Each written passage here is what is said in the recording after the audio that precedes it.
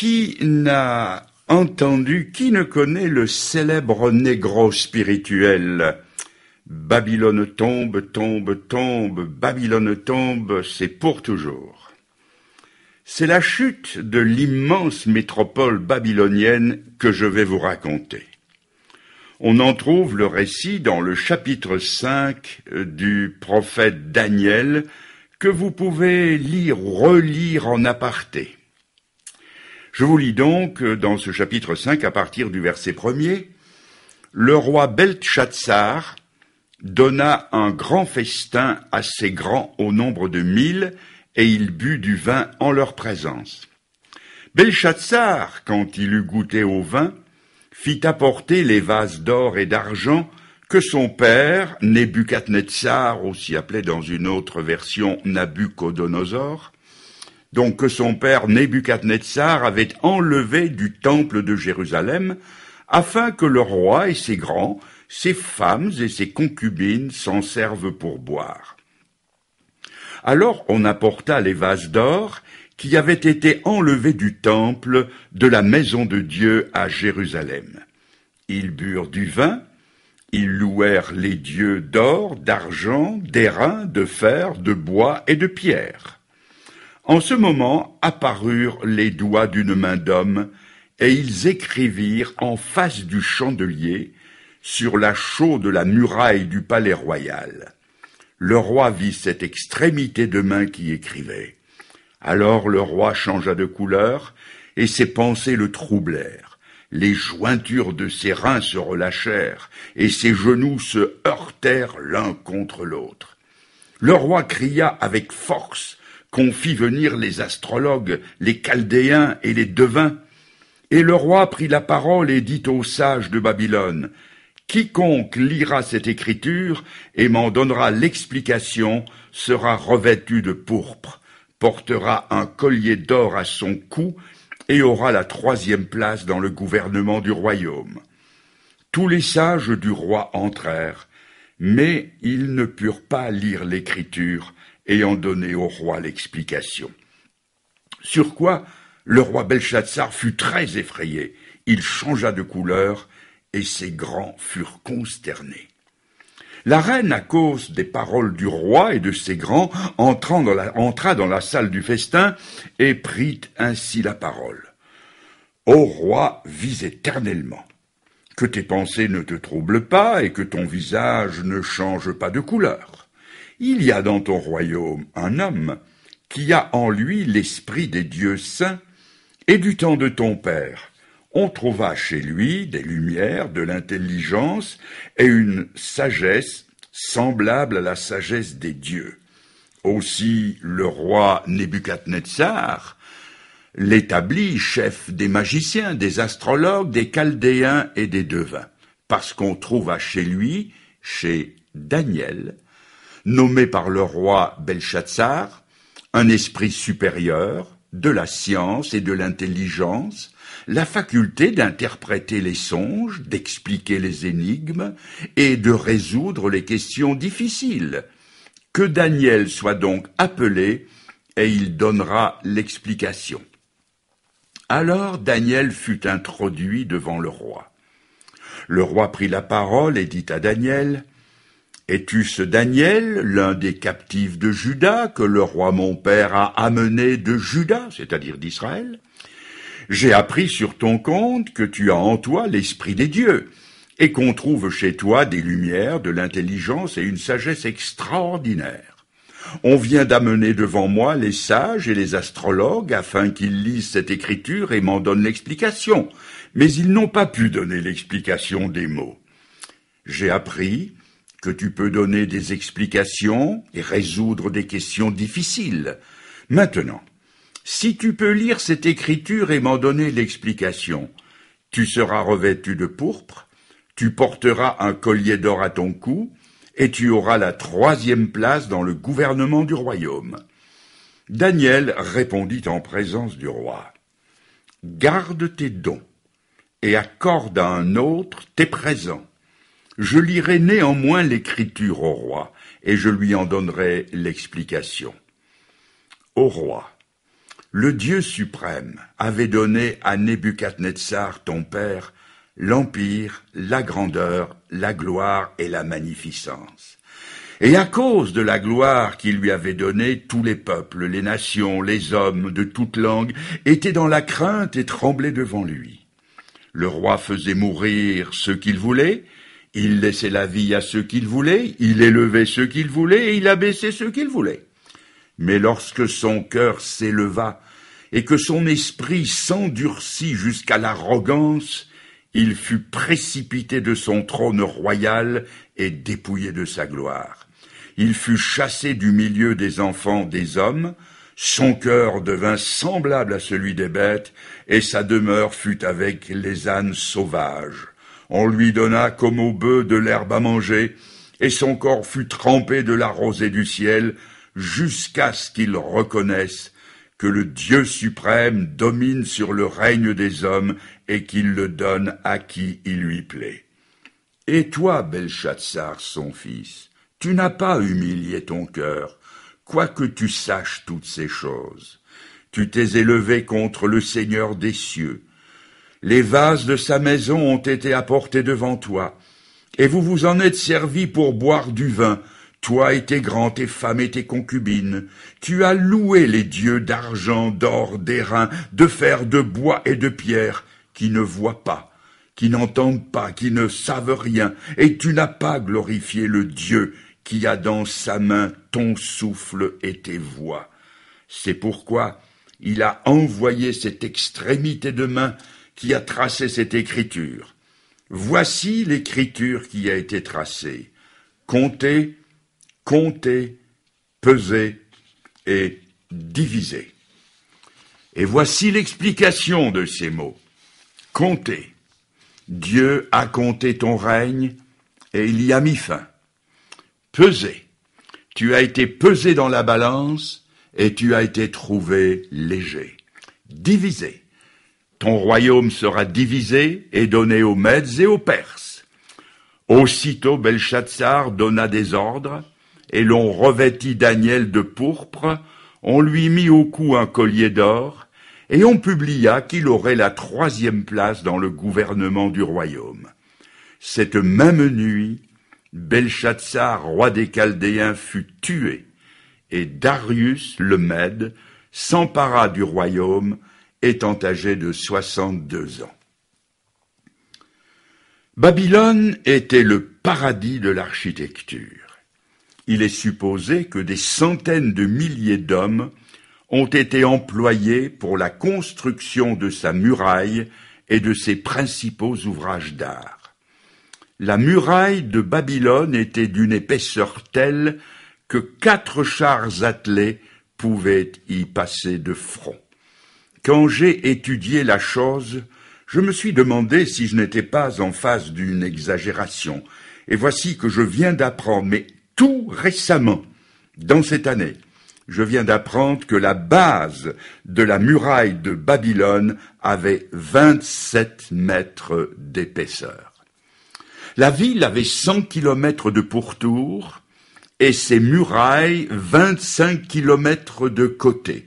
Certains historiens disent 25 kilomètres en diagonale.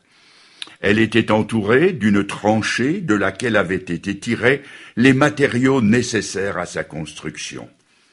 La muraille était recouverte d'un revêtement de briques émaillées représentant des scènes de chasse. La ville était entourée d'une tranchée profonde d'où avaient été tirés les matériaux nécessaires à sa construction. Elle était construite en quadrilatère.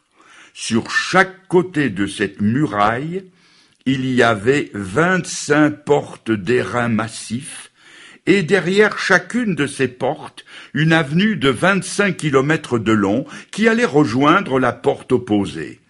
Il y avait donc 50 avenues de 25 kilomètres qui se croisaient à peu près à angle droit, ce qui donnait à la ville une apparence de parfaite régularité.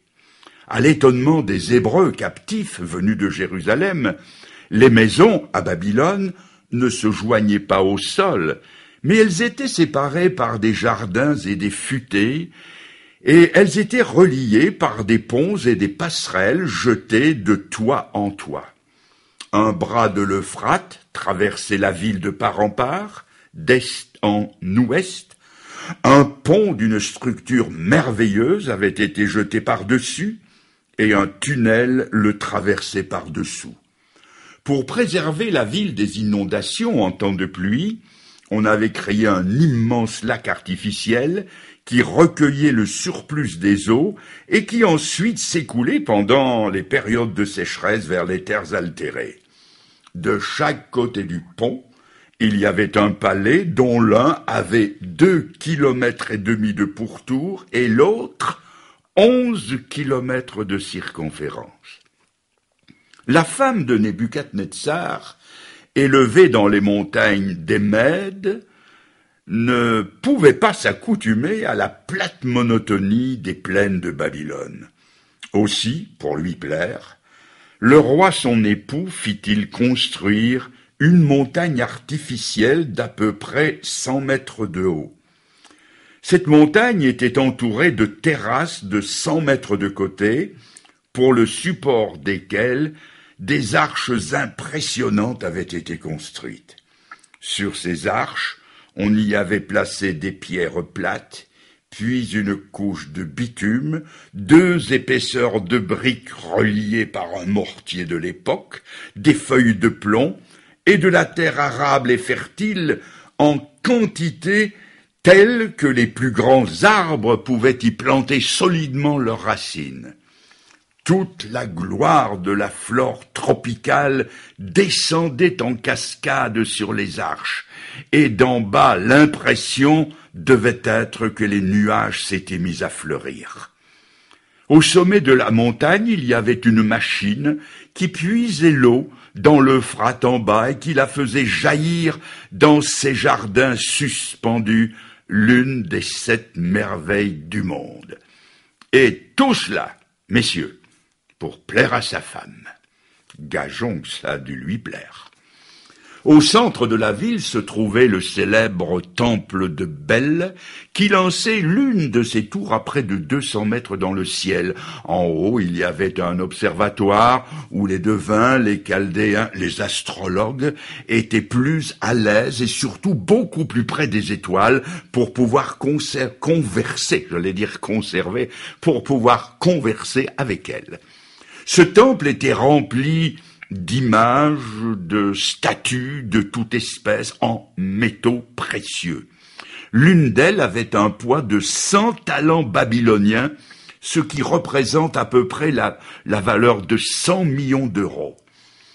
Telle était Babylone la Grande, la plus puissante cité du monde, située à la croisée de l'Antiquité, centre du commerce mondial, la plus riche ville du globe. Sur les champs de bataille lointains, ses armées remportaient victoire sur victoire sous l'intelligente et tactique conduite de son général roi Nabonide. Quand aujourd'hui, le voyageur contemple ses ruines et ses étendues désertiques, il a de la peine à croire que là s'élevait Babylone la Grande. Ville d'extravagance et de luxe qui défie l'imagination. Mais à quoi bon disserter davantage?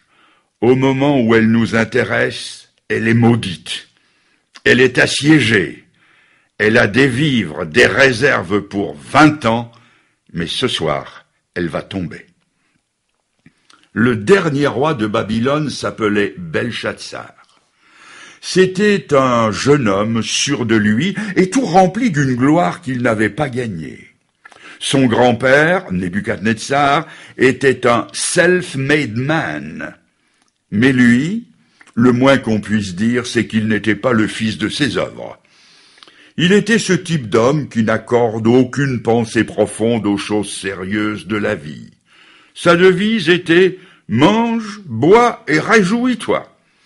Il était déterminé à semer le vent, quitte à récolter la tempête. Et pourtant, il savait que le salaire du péché, c'est la mort, et que celui qui sème pour le vent récolte la tempête. mais il était décidé à manipuler le serpent mortel du péché et à croire qu'il n'en serait pas mordu. En dépit de maints avertissements de la conscience, il décida de faire un banquet comme le monde n'en avait jamais vu et n'en verrait jamais plus. Un banquet dont on parlerait dans son royaume et pendant des siècles et des siècles. Il appelle ses principaux serviteurs et il leur dit « Je veux les mets les plus délicats, les meilleurs vins des meilleurs crus.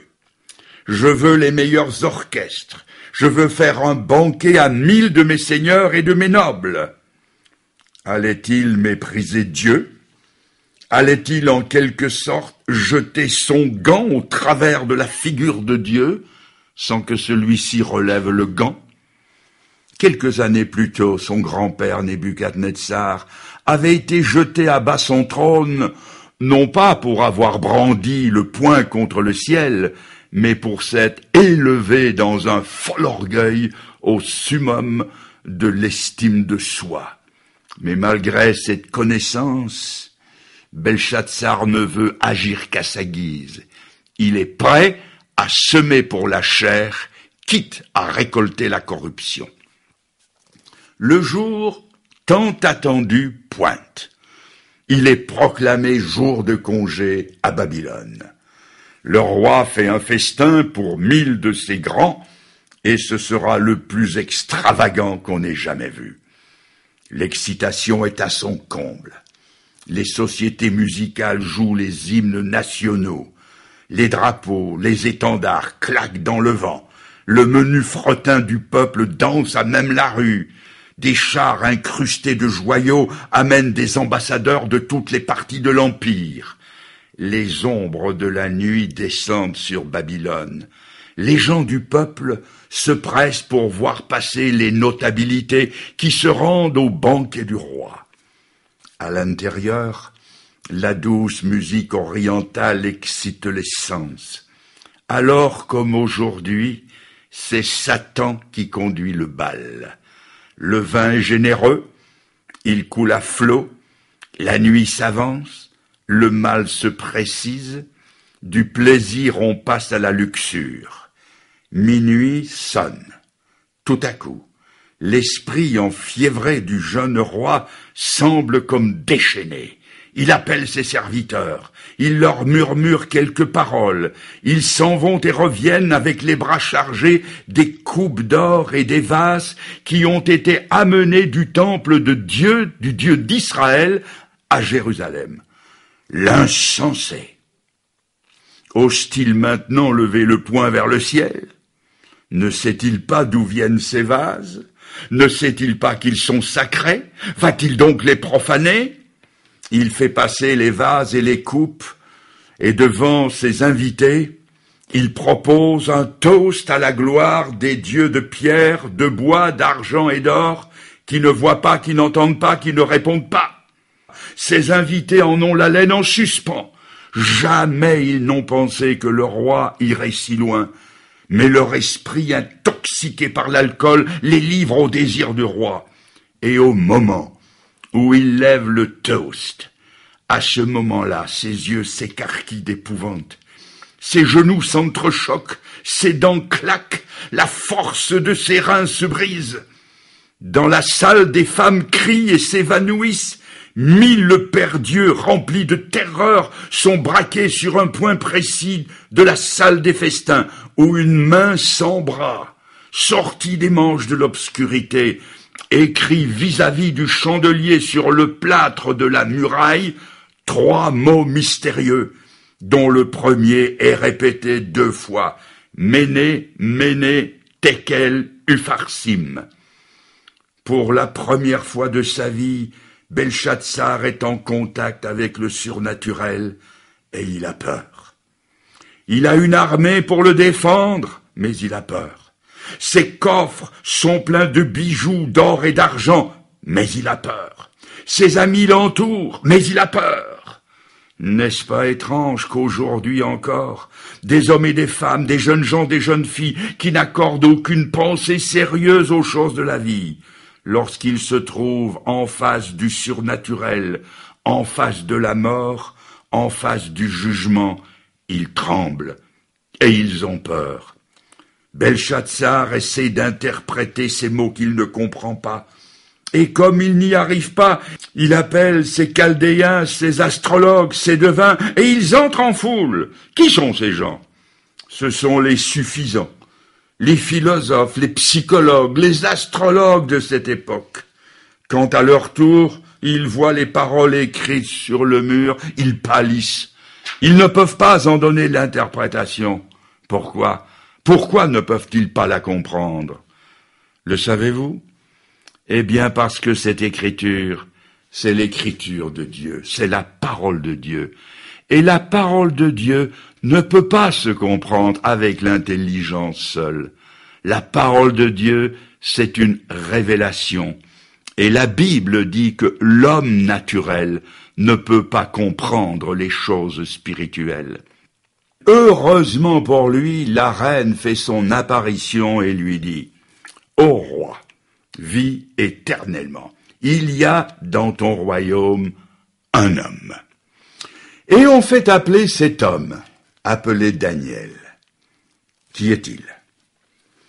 Un des captifs de Jérusalem, un jeune homme qui a mis son honneur à servir Dieu, qui a connu des moments difficiles et qui en connaîtra encore, qui a passé du temps à lire la parole de Dieu, qui a mis son cœur et ses oreilles à l'écoute de Dieu.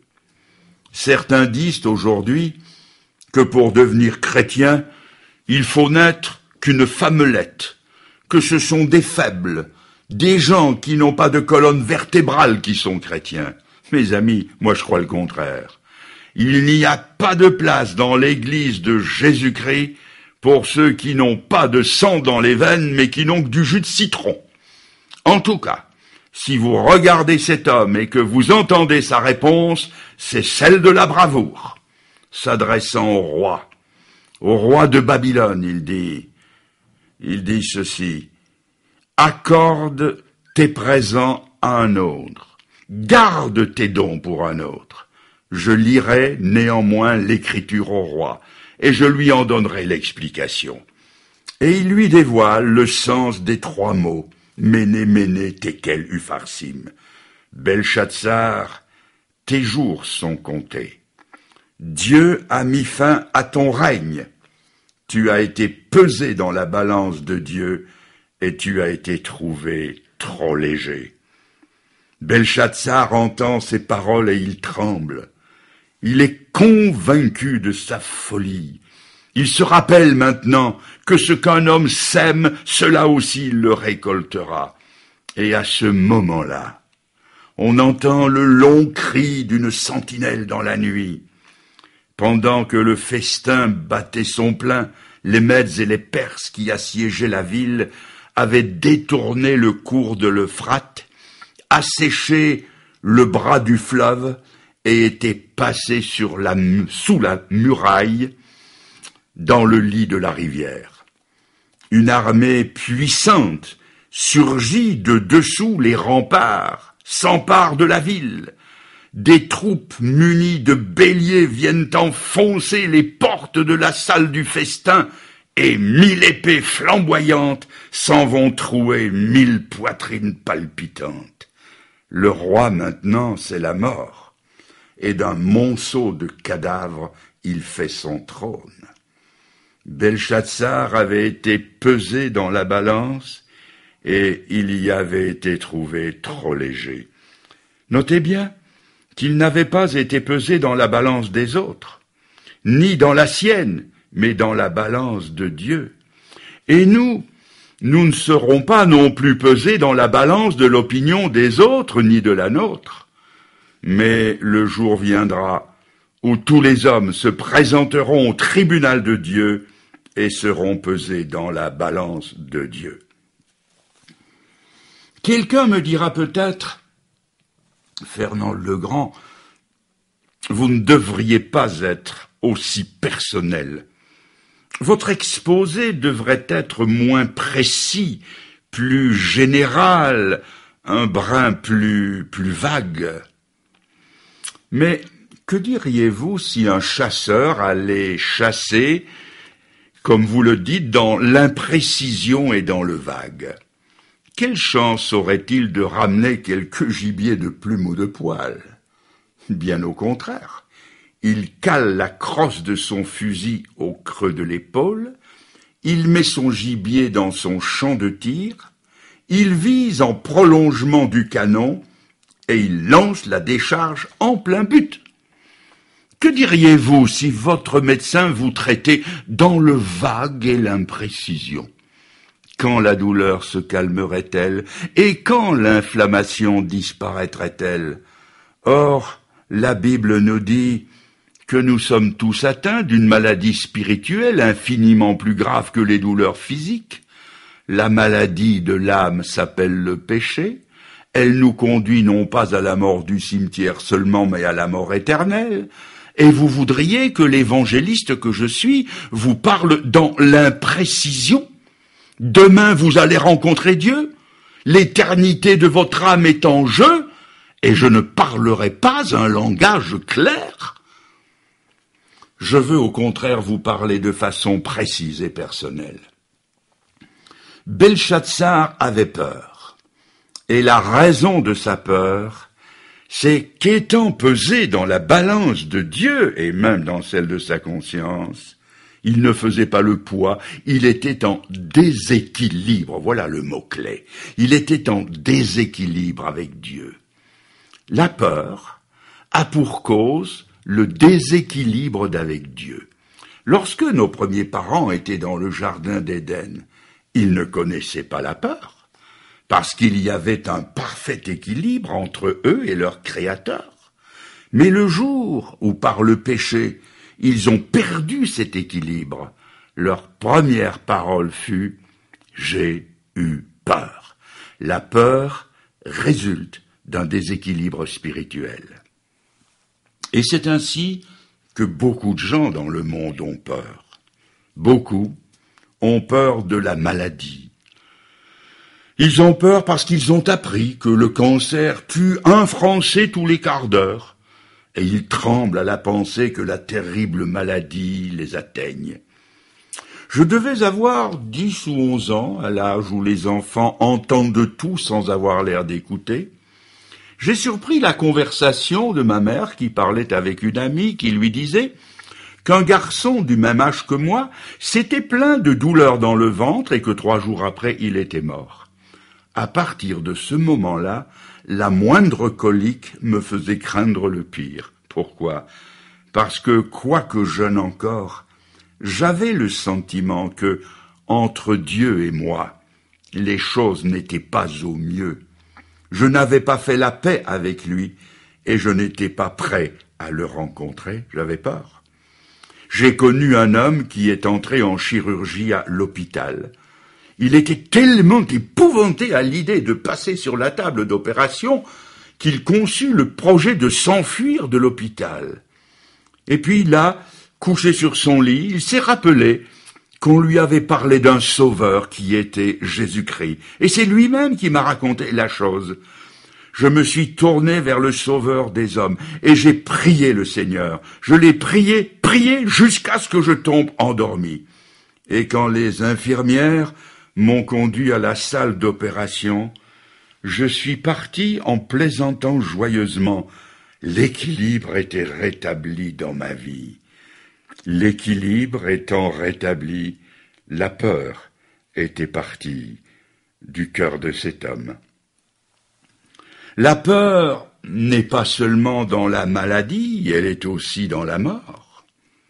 Les hommes ont peur de la mort de la Camarde quand elle les regarde avec ses orbites creuses. La Bible dit qu'elle est le roi des épouvantements. Pourquoi l'homme a-t-il peur de la mort? Mais parce qu'il est en déséquilibre devant Dieu. Écoutez l'apôtre Paul, qui avait rétabli son équilibre par sa conversion à Jésus-Christ sur le chemin de Damas. Il a dit, « Pour moi vivre, c'est Christ, et la mort m'est un gain. » Et il a ajouté, absent du corps, présent avec le Seigneur. L'équilibre ainsi rétabli, celui qui a fait la paix avec Dieu par Jésus-Christ n'a plus peur de la mort. La peur est non seulement dans la maladie, dans la mort, mais aussi dans la crainte des événements terrifiants qui secouent notre monde. Génocide, attentats contre les sites nucléaires, insécurité, intégrisme fanatique. Il y a des gens qui vivent constamment dans la crainte de la guerre chimique ou bactériologique, et je crois que s'il y a une crainte fondée, c'est celle-là. La guerre, c'est la chose la plus horrible qu'il puisse survenir sur cette terre, et ils en ont peur. Et ils en font des cauchemars la nuit, et quand ils se réveillent le lendemain matin et qu'ils lisent leur journal, c'est pour se rendre compte qu'ils n'ont pas rêvé. Chacun sait maintenant, depuis les attentats de New York, qu'on n'est plus à l'abri de rien, et que d'un instant à l'autre, ce qui se passe au bout du monde peut arriver chez nous. Ce déséquilibre à l'échelle planétaire existe. Rien ne sert de le nier. Mais quand on a fait la paix avec Dieu, on réagit autrement.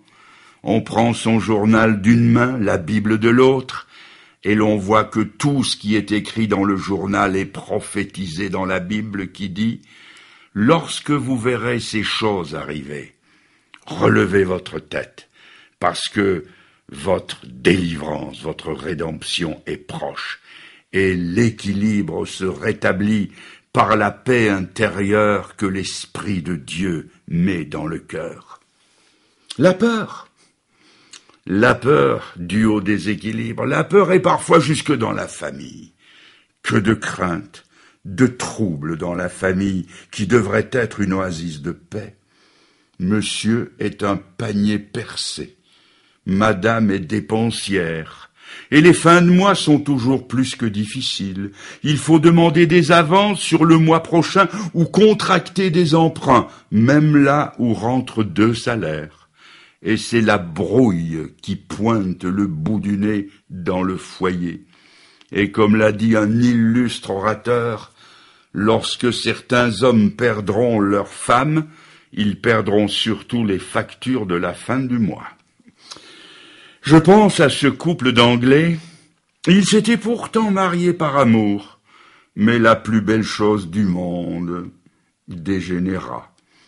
Ce fut la démission graduelle, puis la boisson de part et d'autre, avec pour résultat le malheur, la violence occasionnelle, la peur, le relâchement et la dégradation au point que la saleté devenue prédominante fit de leur foyer un taudis. Un jour, cette femme reçut l'invitation d'une amie pour assister, un après-midi, à une rencontre de dames du genre, comme on a chez nous les rendez-vous avec la Bible. Et ces rendez-vous s'inscrivaient dans une semaine de conférences, comme celle que nous avons ces jours-ci. Elle était allée écouter l'Évangile, et là, elle a compris que c'était la réponse à son problème personnel. Et dans cette réunion de dames, elle s'est humiliée. Elle a reçu Jésus-Christ comme son sauveur personnel et elle en a été transformée instantanément. Rentrée chez elle, elle a commencé par nettoyer et ranger sa maison aussi rapidement que possible. Et pour la rentrée de son mari, elle s'est habillée, elle s'est coiffée avec goût, elle a attendu le retour tardif de l'ivrogne. Et quand il est rentré, il a mis la main sur la poignée de la porte, il l'a entr'ouverte et puis il l'a refermée en disant « Excusez-moi, je me trompe de porte ». Et pour une fois, ce soir-là, il n'avait pas bu. Puis il s'est dit « Mais non, quand même, je suis chez moi ». Sa femme est venue et elle l'a embrassé. Ça n'était plus arrivé depuis 15 ans. Et le soir, ils étaient tous les deux à la soirée d'évangélisation et à l'appel au salut. Ils ont répondu positivement. Ils ont reçu le Sauveur et par la présence de Jésus-Christ, l'équilibre s'est rétabli dans le couple. Il faut maintenant que, traversant par la pensée les temps à venir, nous nous rendions au grand jour de la pesée universelle. C'est Dieu qui pèse et ses balances sont justes. Nous allons employer comme illustration nous allons prendre comme illustration une de ces vieilles balances d'épicerie à 2 plateaux appelées balances de Roberval, comme on en employait dans les épiceries autrefois. Nous allons caler la balance. D'un côté, nous mettrons le poids de la sainteté de Dieu, tout ce que Dieu exige pour que l'homme soit sauvé. Dans l'autre, nous mettrons les âmes des hommes, en nous souvenant que, pour échapper à la perdition, il faut que les 2 plateaux s'équilibrent. Tout l'univers passe à la pesée et personne n'y échappe. Le premier qui passe est un philosophe, un froid moraliste, dont la vie est faite surtout de prêchi-prêcha et de bons conseils qu'il distribue autour de lui avec d'autant plus de générosité que lui-même se garde bien de les appliquer. Montez, mon ami, montez. Montez dans le plateau de la balance. Mais quels sont ces bagages que vous transportez, ces valises autour de vous? Voyons, qu'y a-t-il dedans? Des certificats de bonne conduite, vie et mœurs. Mais, mon ami, ce ne sont pas vos bagages que l'on va peser, c'est vous, c'est votre âme. Vos pensées ont-elles toujours été droites? Non. 1 point contre vous. Avez-vous toujours servi Dieu comme il devait être servi? Non. Un 2e point contre vous. Avez-vous aimé Jésus-Christ de tout votre cœur, de toute votre âme, de toute votre pensée? Non. Un 3e point contre vous. N'avez-vous pas de 1001 façons failli dans vos devoirs les plus élémentaires? Oui. 1001 points contre vous. La balance se décale, la sainteté de Dieu appuie d'un côté, et notre moraliste, notre philosophe monte de l'autre côté. Il est pesé, il est jugé trop léger, et il est envoyé dans les ténèbres du dehors. Nous recalons la balance. Le 2e qui passe, c'est un homme religieux, dont la religion est faite surtout d'extérieur et de génuflexion. Mais mon ami, qu'avez-vous dans vos poches? Dans la poche de gauche, la somme théologique de Thomas d'Aquin. Dans la poche de droite, la dogmatique de Karl Barth. Et dans les poches intérieures, l'institution chrétienne de Jean Calvin. Mais mon cher ami, ce ne sont pas vos livres que l'on va peser, ni votre savoir, ni votre théologie, mais c'est votre âme. Mais dira cet homme, je donne la dîme de mes revenus. Cela ne vous sauvera pas. Je lis un chapitre de la Bible tous les soirs. Cela ne vous sauvera pas. Je récite le Notre Père tous les soirs avant de m'endormir. Cela ne vous sauvera pas. Je communie tous les dimanches. Cela ne vous sauvera pas. Mon nom est dans les registres de mon église. Cela ne vous sauvera pas. J'ai enseigné le bien, la religion pendant 30 ans. Cela ne vous sauvera pas. On décale la balance. Les exigences de Dieu appuient d'un côté et notre homme religieux monte. Il est trop léger et il va rejoindre l'autre et les autres dans la perdition. Nous recalons la balance. Le 3e qui passe, c'est un homme d'affaires, un businessman. Ses yeux, ses mains, son cœur sont pleins d'acomptes, de TVA, de dividendes, de pourcentages. Le dimanche, pour lui, c'est une vulgaire interruption. Et en route pour l'office, il espère encore se faire un nouveau client. Son ciel, c'est une bonne occasion. Son éternité, elle a autant de mètres de large et autant de mètres de long. La question suprême de sa vie, c'est acheter au plus bas prix, vendre au plus haut prix. Son sommeil est une sarabande de billets de banque. Il pèse, soupèse, évalue. C'est toute sa vie. Il pèse des denrées, des étoffes, du pétrole, des marchandises. Et le malheureux ne se rend pas compte, tandis qu'il pèse et soupèse, qu'il est lui-même pesé à la balance de Dieu. Eh bien, mettons de son côté tout ce qu'il a pesé dans sa vie, ses cuves et ses tonneaux, ses entrepôts et ses bateaux. Nous décalons la balance, la sainteté de Dieu appuie d'un côté, et notre homme trouvé trop léger monte et est éloigné à toujours de la présence de Dieu. Mais je dois me dépêcher parce que les pulsations de la vie dans leur rythme régulier peuvent s'arrêter d'un moment à l'autre. Le pont qui enjambe l'éternité peut s'effondrer. Les portails éternels tournent sur leurs gonds. Je vois déjà le scintillement des balances divines. Déjà les fondations du monde sont en train de s'ébranler. Tous doivent passer à la pesée universelle. Les âmes ont beau essayer de se débattre pour sortir du plateau. Dieu les y maintiendra. L'univers passe à la pesée. Le monde entier est pesé et il est jugé trop léger. Mais allez-vous me dire, si moi je me repens de mes péchés, si j'accepte Jésus-Christ comme mon sauveur personnel, est-ce que je serai encore trop léger?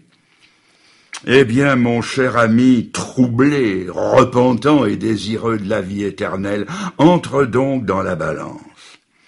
Nous allons cette fois-ci, par avance, décaler la balance. En bas, d'un côté, nous aurons le plateau sur lequel se trouve le poids des exigences de Dieu. Et de l'autre côté, tout là-haut, le plateau sur lequel vous vous trouvez. Et rappelez-vous que pour être sauvé, il faut que les deux plateaux s'équilibrent. Nous allons mettre dans votre plateau, de votre côté, toutes les paroles aimables que vous avez prononcées dans toute votre vie, et le plateau ne bouge pas d'un millimètre. Nous allons y mettre toutes vos œuvres chrétiennes, philanthropiques, paroissiales, sociales, humanitaires et autres, et le plateau ne descend pas. Nous allons mettre sur ce plateau toute votre repentance, tout le poids de vos prières, toute votre foi, et le plateau ne descend encore pas. Nous allons mettre dans ce plateau Saint Paul, Saint Augustin, Martin Luther, et le plateau ne descend pas. Nous allons y mettre Saint Pierre, Calvin, Martin Luther King, et le plateau ne descend toujours pas. Nous allons mettre de votre côté les anges et les archanges. Le plateau ne bouge toujours pas. Nous y mettrons les sceptres de lumière et les trônes de gloire, et les plateaux ne s'équilibrent toujours pas. Et au moment où le désespoir vous saisit, où vous comprenez que vous êtes perdu et que rien ne peut vous sauver, à ce moment-là apparaît Jésus-Christ. Jésus-Christ est celui qui a payé de sa vie le poids de nos légèretés. C'est celui qui a pris nos péchés à son compte sur la croix et qui est mort condamné à notre place. C'est celui dont la Bible dit qu'il est sorti victorieux du tombeau et qui est vivant. Voyez-le s'approcher de votre plateau, de mon plateau. À peine a-t-il frôlé le bord. À peine son pied qui porte la cicatrice du clou qui l'a percé, s'y pose-t-il que du haut jusqu'en bas la balance frissonne. Il s'y engage tout entier et pour la première fois dans l'histoire d'une vie, les deux plateaux s'équilibrent. Pourquoi? Parce que quand Jésus-Christ paraît, c'est la deuxième personne de la Trinité qui paraît. Jésus-Christ, c'est celui dont la vie est égale à celle du Père, car il est égal au Père en honneur. Il est dit afin qu'ils honorent le Fils comme ils honorent le Père. Sa vie est égale à celle du Père en éternité, car la Bible dit qu'il n'a ni commencement de jour ni fin de vie. Sa vie est égale à celle du Père en sainteté, car le ciel s'est déchiré 2 fois sur sa terre et le Père a fait entendre son témoignage. Celui-ci est mon Fils bien-aimé en qui j'ai mis tout mon plaisir. La vie de Jésus-Christ est égale en valeur et en sainteté à toutes les exigences de Dieu. Et quand il entre dans une vie, il donne à cette vie le poids qui lui manque. Il lui donne le poids de Dieu et l'équilibre est rétabli. Ce que je viens de vous dire, ce ne sont pas des figures de rhétorique, ce sont des faits réels, et j'aimerais vous en convaincre par un exemple. Hors des murs de Jérusalem, il y avait une croix centrale, celle de Jésus-Christ, et 2 autres de chaque côté. Et sur l'une de ces 2 croix, il y avait un brigand, dont la vie était tellement légère qu'elle ne pesait même pas dans la balance des hommes. À combien plus forte raison ne pesait-elle rien dans la balance de Dieu? Et cet homme s'est tourné vers la croix centrale et a simplement dit, « Seigneur, souviens-toi de moi quand tu viendras dans ton règne. » Et à ce moment-là, le poids de la vie de Jésus-Christ lui a été mis en compte au point que le Seigneur a pu lui dire immédiatement, « Aujourd'hui, tu seras avec moi dans le paradis. » Cet homme qui ne valait rien, qui ne pesait rien, a reçu Christ dans sa vie et l'équilibre entre lui et son Créateur s'est rétabli. Il était sauvé et prêt à entrer dans l'éternité. Y a-t-il un de mes auditeurs ce soir qui sente que sa vie ne fait pas le poids, qui sait qu'avec Dieu on ne triche pas, mais qui voudrait avoir ce poids qui lui manque? Qui voudrait recevoir dans sa vie Jésus-Christ comme son sauveur personnel? Il suffit de l'appeler, il suffit de se tourner vers lui et de lui dire, et je vous invite à lui dire, car les quelques mots que je vais dire, je vais les dire très lentement, et vous pourrez dans votre cœur les redire au Seigneur, lui dire, je sais, Seigneur, que je ne fais pas le poids. Il faut le lui dire, je ne fais pas le poids. Lui dire, Seigneur, toute ma vie, j'ai pris un masque, j'ai fait semblant, j'ai fait le beau, mais derrière c'était la faillite et je le sais. Dites-lui donc maintenant, je te demande pardon. Dites-lui, ô Jésus-Christ, sauve-moi comme tu as sauvé le brigand repentant. Toute l'excellence de Jésus-Christ vous sera mise en compte. L'équilibre sera rétabli entre vous et Dieu, et vous serez alors prêts à affronter la vie, la mort, le jugement et l'éternité, parce que votre vie aura le poids de Jésus-Christ. Je propose que maintenant nous terminions en nous recueillant. Nous nous courbons tous. Maintenant, nous fermons les yeux, nous oublions nos voisins, ceux de devant, de derrière. Nous oublions tout. Chacun est devant le Seigneur et vous le priez. Avec les mots de chaque jour, vous pouvez lui dire, si ma prière peut vous être utile, vous pouvez la répéter, la redire du fond du cœur au Seigneur, lui dire, Seigneur, c'est vrai que je ne fais pas le poids. Mais Seigneur, je m'adresse à toi, le Sauveur, c'est toi. Eh bien, ce soir, Seigneur, accueille-moi. Pardonne-moi toutes mes légèretés et donne-moi le poids de ton sacrifice, de ton excellence, de ta vie. Seigneur, je m'ouvre à toi. Dites-le lui, je m'ouvre à toi et je te laisse entrer dans ma vie maintenant. maintenant. Que Dieu vous bénisse. Amen.